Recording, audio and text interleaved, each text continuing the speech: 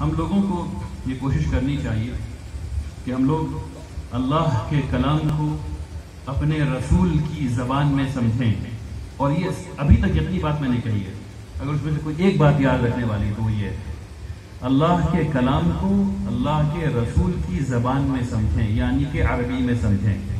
اگر عربی نہیں پڑھ رہے ہیں تو بے پناہ بڑا نقصان کر رہے ہیں، بے پناہ بڑا نقصان کر رہے ہیں، بے پناہ بڑا نقصان کر رہے ہیں.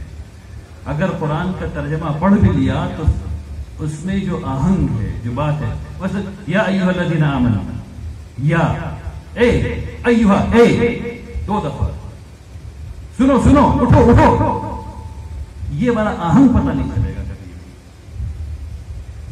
جو دل کو بات لگ جائے یہ پتہ نہیں چلے گی کبھی. یہ لگی پتہ کیسے چلے گی؟ یہ پتہ اس وقت چلے گی جب ہم لوگ قرآن کو ویسے پڑھیں گے جیسے رسول اللہ صلی اللہ علیہ وسلم کے زمانے میں صلی اللہ علیہ وسلم نے پڑھا اور صحابہ اکرام نے پڑھا. اس لیے تو ہم لوگ تلاوت کرتے ہیں نا، تلاوت اسی لیے کرتے ہیں، یعنی سمجھنے کے لیے. تو ہم لوگ دوسرے طریقے سے پڑھتے ہیں. ہم لوگ تلاوت اس لیے کرتے ہیں کہ دل پہ وہ اثر ہو جو ویسے پڑھنے سے اثر ہوتا تھا. تجوید کا پورے احکام صرف اس لیے ہیں کہ قرآن کو اس طریقے سے پڑھا جائے جس طریقے سے پڑھنے اس کے دل میں اثر ہوتا ہے. لیکن اگر سمجھ ہی نہیں رہے ہیں تو طریقہ سے کیا فرق پڑے گا؟ اس سے سمجھ میں کیا آئے گا؟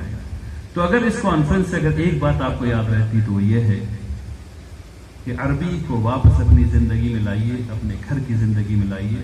اگر عربی صحیح آئی تو قرآن صحیح آئے گا، احادیث صحیح آئیں گے.